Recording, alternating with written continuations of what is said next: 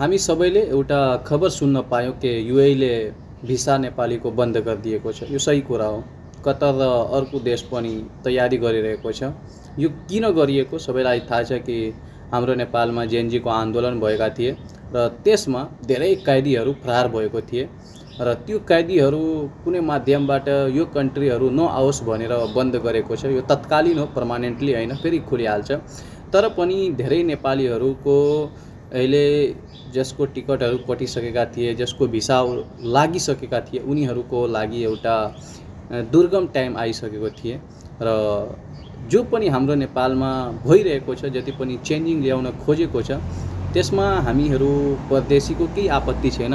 तर एउटा अपिल त गर्न चाहन्छु कि जहिले पनि आफ्नो नेपालको बारेमा सोच्दा विदेशको बारेमा र विदेशी नागरिकको बारेमा सोच्न एकदम जरुरी छ। हामी विदेश आएर विदेशी भइसकेका छैन, हामी अहिले पनि नेपाली नै छौँ।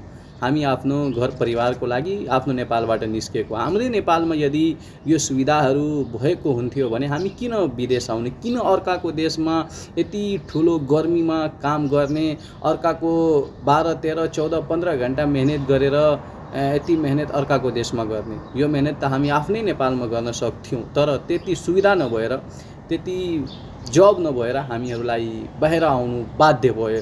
बाध्यताको कारणले हामी बाहिर आएका छौँ। जब कुनै पनि हाम्रो नेपालमा स्टेप लिँदा हामीहरूको बारेमा सोच्न एकदम जरुरी छ। अहिले एउटा कुरा सुन्न पायौँ कि हामीहरू परदेशमा रहेर विदेशबाट पनि भोट हाल्न सक्छौँ, एउटा कुरा सुन्नमा आयो। यो कुराहरू कतिको सफल हुन्छ भोलिको दिनमा हेर्न बाँकी छ। तर पनि अहिले पनि 100 भन्दा धेरै देश, 100 भन्दा बढी देशले यो काम गरिरहेको छ। विदेशी नागरिक पनि त्यहीबाट भोट हाल्न मिल्छ। सबभन्दा धेरै देशहरू यस्तो काम गरिएको छ, यस्तो सेटिङ मिलाइएको छ। यो कुनै ठुलो कुरा हैन, सामान्य कुरा रहेको छ। यसलाई गर्न सक्छ। हामीहरूलाई पनि एउटा नागरिकको हैसियतले हेर्न एकदम जरुरी छ। कतिपय न्युज यस्तो आउँछ कि हामीहरू कुनै सामान घर लिएर जाने टाइममा पनि एयरपोर्टमा छानबिन गर्छ र ट्याक्स पे गर्नुपर्छ। यो के हो? आफ्नै घरको लागि आफ्नै नेपाल लिएर जाँदा आफ्नै नेपालमा यतिको ट्याक्स लिने, यताउतिको भ्रष्ट हुने कुराहरू धेरै पहिले सुनेका थिए। अब भोलिको दिनमा नसुन्न पाउला यस्तो एउटा हामीहरूको पनि विचार छ। हामी परदेशीहरूको बारेमा सोच्न एकदम जरुरी छ। हामी परदेशीहरू आफ्नो नेपालको बारेमा धेरै सोच्छौँ।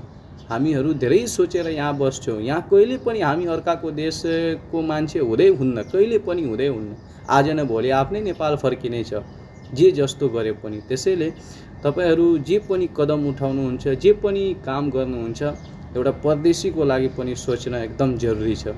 त्यसैले म प्रधानमन्त्री सुशीला कार्कीज्यूलाई भन्न चाहन्छु कि जुन पनि तपाईँ स्टेप लिँदा हामी परदेशीको बारेमा सोच्नु होला र साथै के कस्तो काम गर्नुपर्छ कि विदेशबाट कुनै राम्रो व्यवहार, राम्रो खराब हाम्रो जुन एउटा भाइचारा छ त्यो नहोस् भनेर एउटा राम्रो तरिकाले काम गर्नुस्। जय नेपाल।